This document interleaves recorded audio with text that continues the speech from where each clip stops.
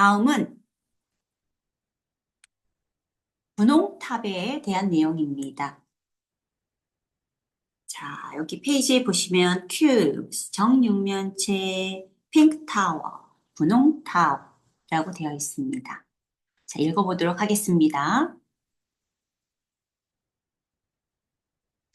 같은 방식으로 분홍탑에서 한 정육면체에서 다음 정육면체로 넘어가는 과정을 연구하면 제시되는 문제는 가장 작은 정육면체와 같은 크기의 정육면체가 몇 개 필요한지, 그리고 그것들을 어떻게 배열해야 하는지를 알아내는 것이다. 이를 위해 모서리 길이가 한 편의 길이가 1cm인 작은 정육면체들을 많이 만들었다. 그러나 이 작은 정육면체들은 함께 놓으면 쓰러지거나 전체 크기가 더 커지는 문제가 있어 제작이 어려웠다. 그래서 우리는 더 큰 정육면체의 면을 덮는 데 필요한 작은 정육면체들의 집합을 나타내는 정사각형 판을 만들었다. 또한 그것을 구성하는 단위들을 나타내는 분할선을 정사각형 면 위에 그려 넣었다. 이 자료를 사용하여 1의 정육면체에서 10의 정육면체까지의 전체 연속을 하나의 정육면체에서 다음 정육면체로 쉽게 넘어갈 수 있다. 그림 206. 자, 이 그림. 우리 선생님들에게 아주 익숙한 교구이죠. 분홍탑입니다. 첫 번째 정육면체에서 두 번째 정육면체로 넘어가기 위해서는 먼저 정사각형에서 했던 것과 같은 방식으로 진행한다. 우리는 원래의 정육면체 옆에 단위 정육면체 하나를 놓고 인접한 면에도 하나를 놓는다. 그러면 남는 빈 공간이 생기는데 그곳을 세 번째 정육면체로 채우면 하나의 정사각형이 된다. 이들을 두 배로 만들면 8개의 정육면체로 이루어진 두 번째의 정육면체를 얻게 되며 이로써 1에서 2로 넘어가게 된다. 자, 이 과정은 제가 직접 보여드리도록 하겠습니다. 이 책의 내용의 이 방법은요, 사실 이탈리아에서의 분홍탑 활동의 내용과 동일합니다. 자, 지금 분홍탑을 제가 이렇게 다 뉘어 놓았는데요. 자, 이게 첫 번째 정육면체, 이게 두 번째 정육면체입니다. 첫 번째에서 두 번째 정육면체를 만드는 과정에 대해서 나와 있었죠. 자, 첫 번째 정육면체와 동일한 크기의 한 변의 길이가 1cm인 정육면체가 많이 필요합니다. 자, 어떻게 하라 그랬죠? 한 모서리를 중심으로 그 옆에 있는 면에 이 두 개의 정육면체를 놓고 빈 공간이 생긴다 그랬어요. 그곳에 또 하나의 정육면체를 놓으면 정사각형이 만들어진다. 요거와 동일한 정사각형 하나를 더 만들다라고 책에 나와 있었습니다.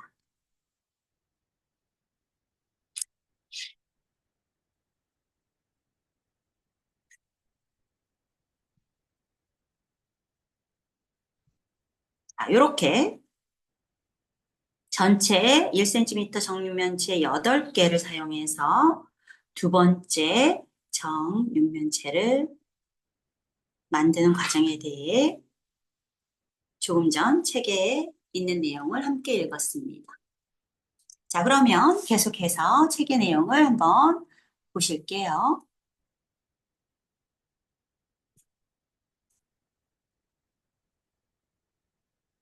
그림 207.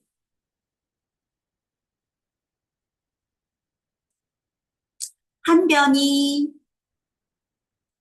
자, 그림 207은요, 지금 제가 보여드렸던 그 과정의 내용이 이렇게 그림으로 나타나 있는 것입니다. 자, 그러면 이어서 읽어보도록 하겠습니다.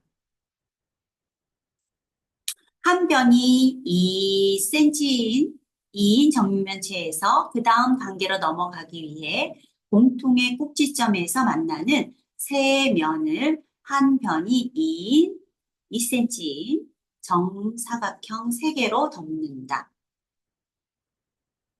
그리고 나면 세 개의 빈 공간이 남는데 이것들은 각각 두 개의 작은 정육면체로 이루어진 세 개의 작은 직육면체로 채워져야 한다. 마지막으로 모서리들이 만나는 곳에는 아직 하나의 공간이 남아 있으며 이것은 한 개의 정육면체로 채워진다. 따라서 이 구성에서 사용된 것은 다음과 같다. 자, 이 내용 또한 제가 설명을 드릴 텐데요. 음,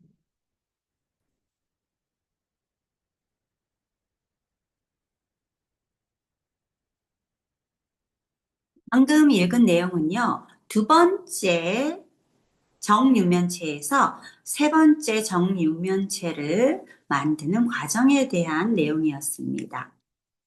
첫 번째에서 두 번째 만드는 그 과정과 조금 달랐죠. 내용에서 보면 한 꼭지점을 공유하는 세 개의 변을 정사각형, 어떤 정사각형? 한 변의 길이가 2cm인 정사각형 세 개로 채운다. 세 개를 먼저 놓는다 라고 되어 있었어요. 자, 여기 지금 두 번째 정사각형에서 세 번째 정사각형. 두 번째에서 여기 꼭지점 보이시나요? 이 꼭지점을 공유하는 세 변이 하나, 둘, 세 개가 있습니다. 그 세 변을 지금 제가 1cm 큐브 4개로 한 변의 길이가 2cm인 정사각형을 만들었거든요. 자, 이렇게 세 변을 먼저 4개, 3개의 정사각형으로 채운다, 놓는다 라는 의미입니다.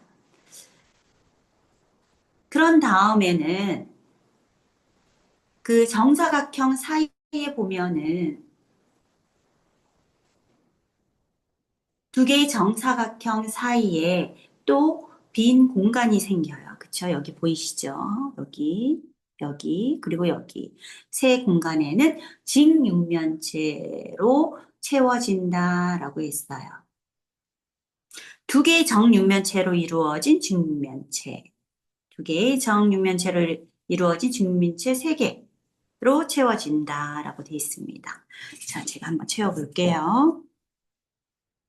자, 1cm 큐브를 놓을 땐 그냥 하나씩 놓으시면 돼요. 우리 선생님들한테 제가 보여드리기 위해서. 아이들한테는 그냥 이 큐브를 이렇게 하나씩 그냥 놓겠죠. 그쵸?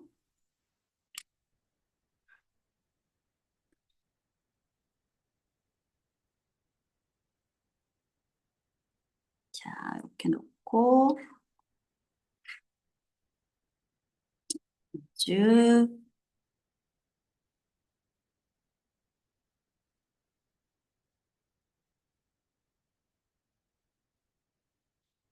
그리고 나머지 식면체는 세워서 그쵸? 채워야 되겠죠? 세워서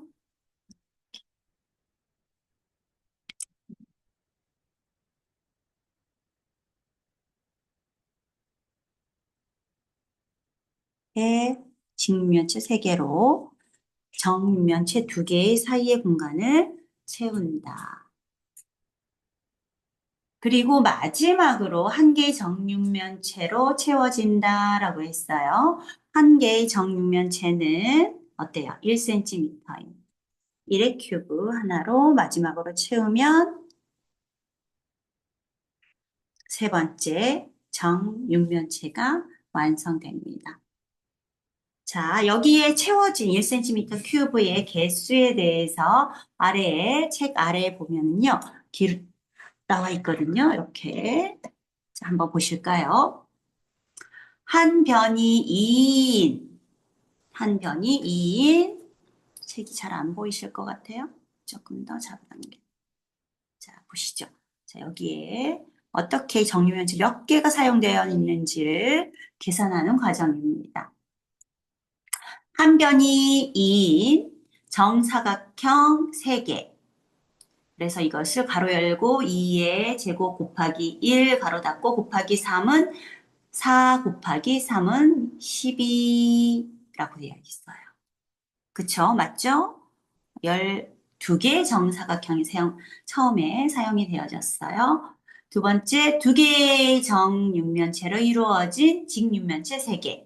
1의 가로 열고 1의 제곱 곱하기 2 가로 닫고 곱하기 3은 6. 마지막으로 한 개의 단위 정육면체. 1의 세제곱은 1.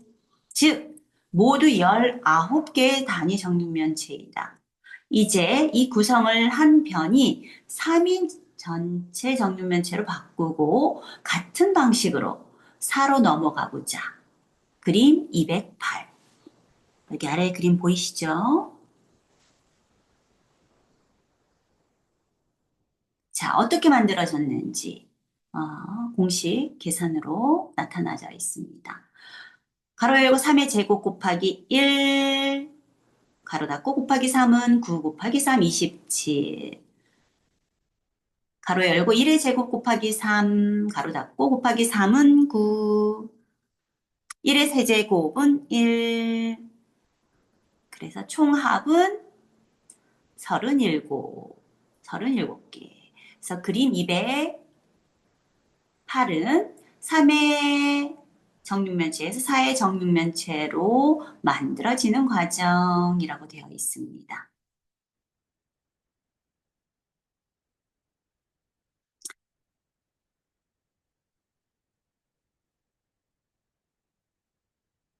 자, 이 그림과 지금 실제로 세 번째 정육면체에서 네 번째 정육면체를 만드는 과정인데요. 자, 여기 분홍색으로 되어 있는 이 스퀘어 보이시죠? 자, 한 변의 길이가 3cm 스퀘어 하나, 둘, 세 개. 세 개는 여기면은 그림에서는 안 보이는데 지금 제가 1cm 큐브로 만든 정사각형 세 개가 보이시죠? 그쵸? 네, 이렇게 정사각형 3개. 그리고 여기 파란색으로 보이는 곳은 1cm 큐브 3개를 사용한 그쵸, 직육면체 3개가 필요합니다. 하나, 둘, 3개. 그리고 마지막으로 단위 정육면체 하나가 필요합니다.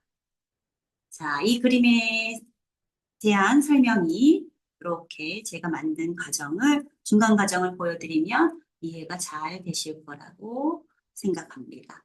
자, 그럼 계속해서 이어서 읽어보도록 하겠습니다. 다음으로 한 변이 9인 정육면체에서 한 변이 10인 정육면체로 넘어가기 위해 몇 개의 정육면체가 필요한지 살펴보자. 비슷한 구성을 사용하면 다음과 같다. 자, 우리 선생님들은 이제 여기까지의 설명을 이해를 하셨다면, 어떤 변의 길이가 되든 몇 개의 단위 정육면체가 필요한지를 아마 계산하실 수 있으실 거예요. 자, 그러면 정사각형 9의 정육면체에서 10의 정육면체로 넘어가야 되니까 어떤 정사각형 3개가 필요할까요? 그렇죠.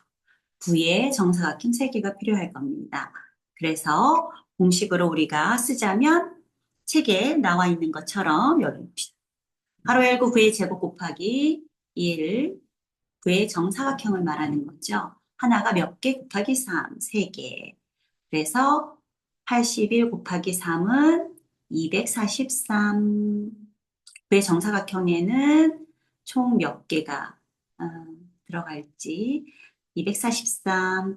그리고 우리 파란색 부분이 될 수 있는 그 구의 정사각형 옆에 놓여지는 직육면체를 나타내는 공식입니다. 가로 열고 1의 제곱 곱하기 9, 가로 닫고 곱하기 3은 9 곱하기 3, 27. 그리고 마지막으로 단위 정육면체 1세제곱은 1, 합계는 271. 따라서 9의 정육면체에서 10의 정육면체로 넘어가기 위해 필요한 단위 정육면체의 수는 271개이다. 반면에 갈색 계단의 마지막에서 바로 앞 단계로 넘어갈 때에는 19개의 단위 정육면체면 충분했다. 네, 앞에서 얘기했었죠? 9의 한 변의 길이가 단면의 길이가 9인 직육면체 갈색 계단에서 10인 직육면체 갈색 계단으로 만드는데 사용되어진 단위 직육면체가 19개였었죠. 그쵸? 자, 이런 연습은 2부터 10까지 수에 대한 제곱과 세제곱을 구술교구를 사용하여 산술적으로 반복해 볼 수 있다.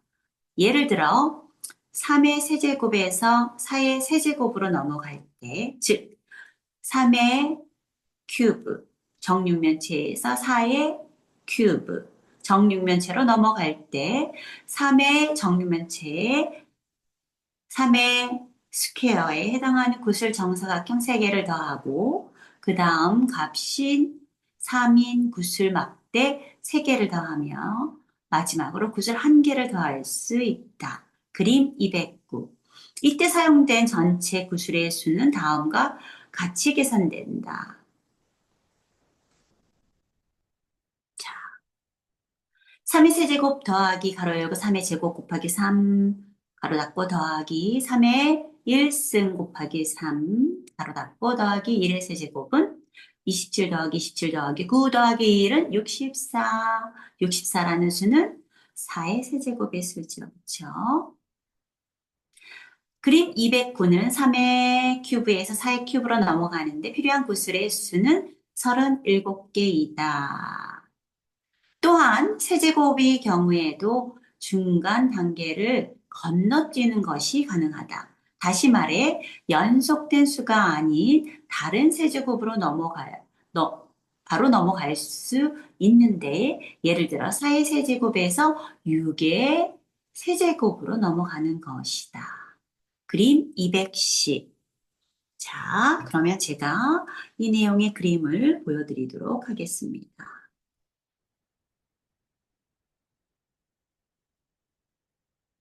자, 보이시죠?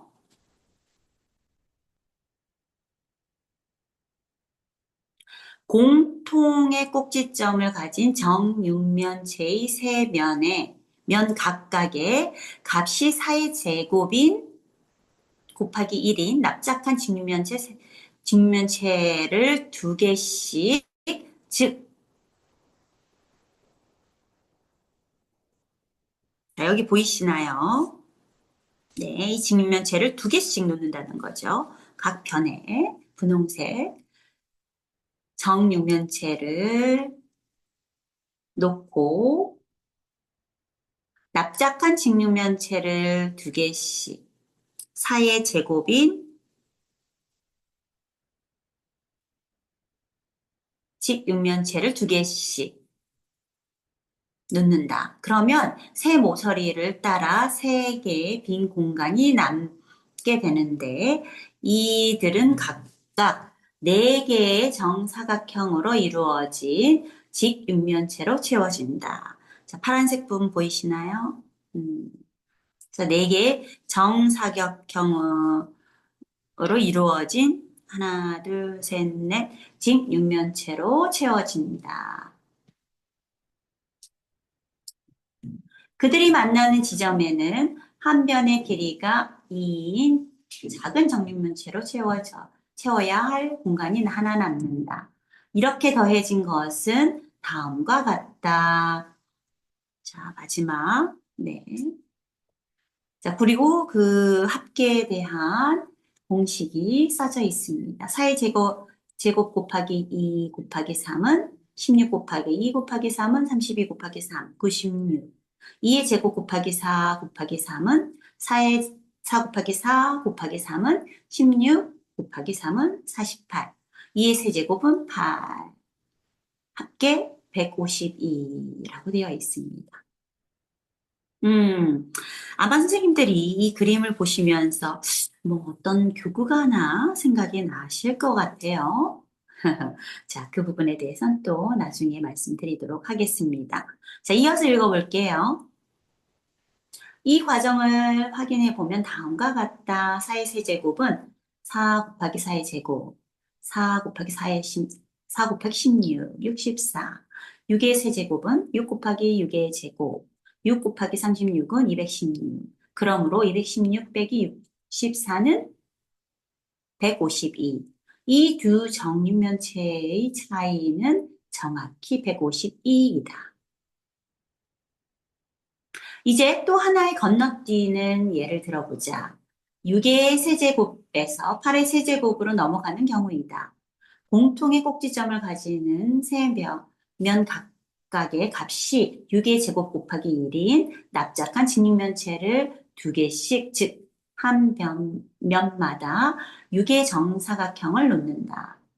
그런 다음 서로 만나는 세 모서리를 따라 생기는 세 개의 빈 공간을 길이가 6인 세 개의 직면체로 채우는데 이때 단면은 한 변이 2인 정사각형. 다시 말하자면 2의 제곱 곱하기 6이다. 마지막으로 이 직면체들이 만나는 모서리 꼭지점 공간은 한 변이 2인 정면체로 채워진다. 한 변이 6인 정사각형 6개, 6의 제곱 곱하기 1 곱하기 6은 36 곱하기 6, 216. 직육면체 3개, 2의 제곱 곱하기 6 곱하기 3은 24 곱하기 3은 72. 한 변이 2인 정육면체 2의 세제곱은 8, 합계 296. 이제 위에서 더한 결과로 얻어진 8개의 세제곱의 값과 출발점인 6개의 세제곱의 차를 계산하여 이 구성을 확인해 보자. 8의 세제곱은 8 곱하기 8의 제곱, 8 곱하기 64는 512. 6의 세제곱은 6 곱하기 6의 제곱, 6 곱하기 36은 216. 따라서 차는 512 빼기 216은 296.